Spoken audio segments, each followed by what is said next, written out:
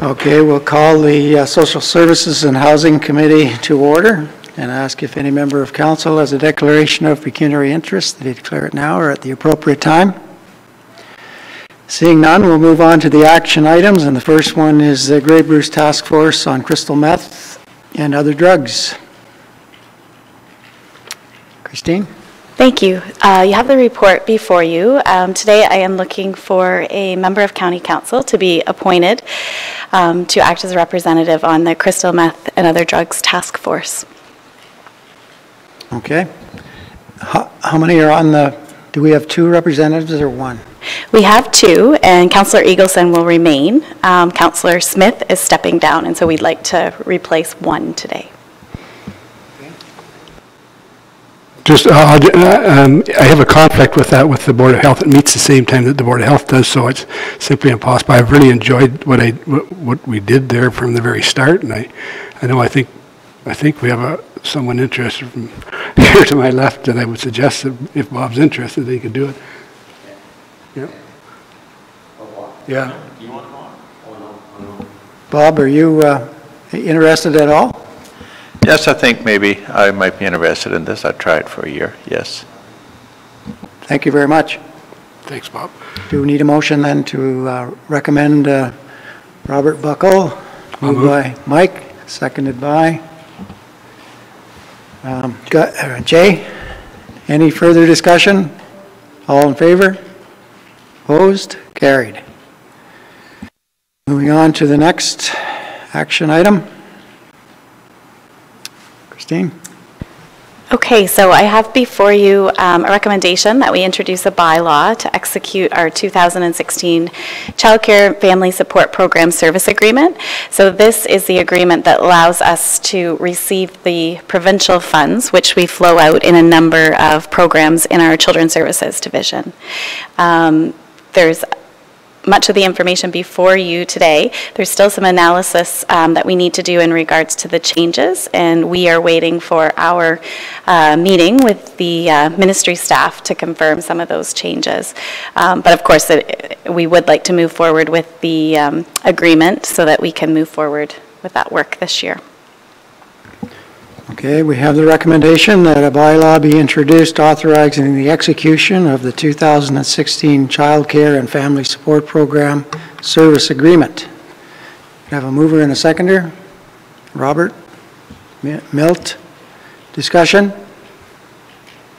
or questions? Seeing none, all those in favor? Opposed? The motion is carried. And the next one. Service agreements? Yes, so these are the child care service agreements that we hold with the child care providers in our local area.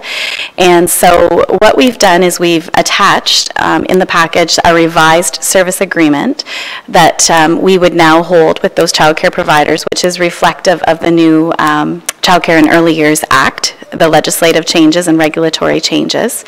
And as well, at the same time, we're suggesting that we do a bit of housekeeping to our older bylaws. And so what we're suggesting is that we enter into service agreements with the child care services that are listed, that we repeal any of the older bylaws that were particular to those, and that we introduce a new bylaw for each of those service providers. And I'm happy to take any questions about that agreement as well. Okay, the recommendation is that approval be granted for the revised service agreement for child care services, and that the County of Bruce enter into revised service agreements for child care services effective April 1st, 2016 with the following centers. All those in favor?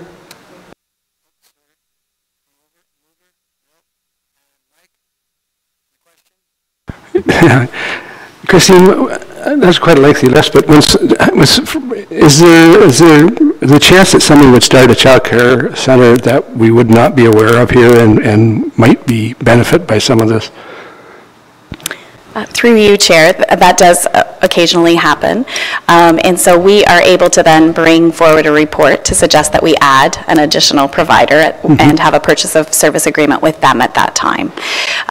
Generally, if there are new childcare centers that are thinking of developing, we are the first place that they contact because they're quite aware of this arrangement that happens across the province. So we would be able to bring that forward at that time. Thanks.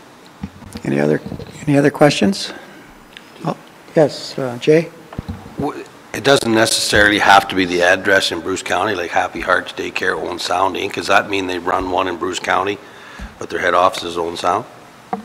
So we actually have cross-jurisdictional opportunity with this funding. So what we're doing is we're supporting residents of Bruce County, but should they so choose to obtain childcare in our neighboring counties, we're able to have agreements with those centers to flow the funding. So that would be the same vice versa. So Correct. If somebody had, okay. Correct. Anything else? All those in favor?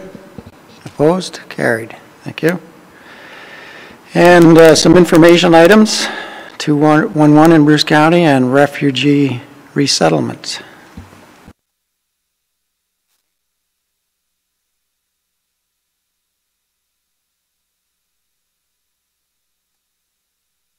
So this is just an information piece for you, general awareness that we continue to partner with 211 because it's a vital service for all of our residents, making connections around needs that they might have.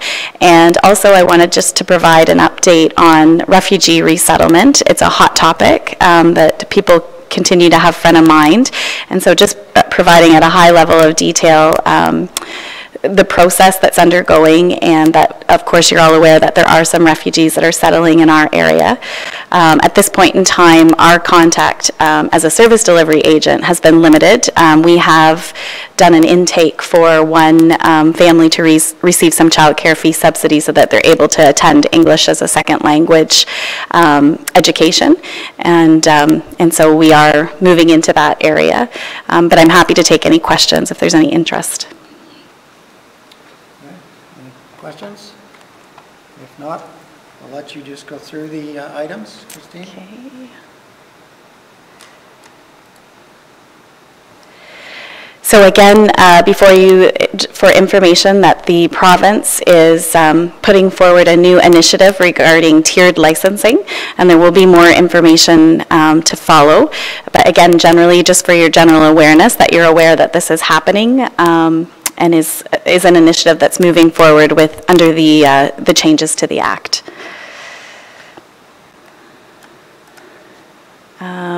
With regards to the zoning bylaw reference to childcare, staff from our department are working with staff from the Planning and Land Division of the Planning Department, as well as with the lower tiers, to look at this.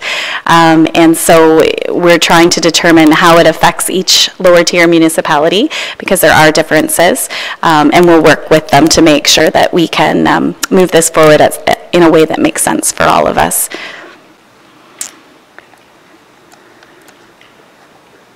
And lastly, the Community Housing Registry waitlist is also attached for your information if you had any questions regarding that. Thank you, Christine. Questions?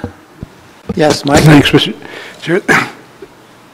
I don't remember, but to me, this looks like this number has been up significantly. The numbers, certainly, I think in Saugeen Shores are up significantly. Is that a fair assessment? We did see a considerable increase towards the end of 2015. At the same time, we weren't moving as many people off the wait list. So the overall increase that's happening in particular areas is just a reflection of that movement. We did have a number of vacancies towards the end of the year, and those are starting to be filled. So then that will again change the number that's on the wait list.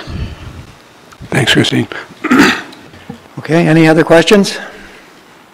Yes, Milt? Sure. I do have a question, and I missed it on one of the recommendations there, and I have no problem with the recommendation. But what the question I wanted to ask is the wage enhancement funding increased from 400,000 to 700 or to 800,000. So that's for the that's for the staff in the child care centers, right?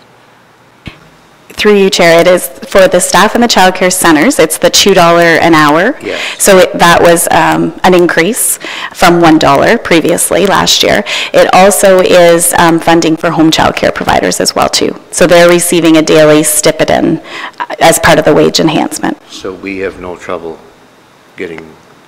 spending that money on staff? It's the money the funding that we're receiving will be directly output to that program. We are receiving just under $40,000 in administration funds.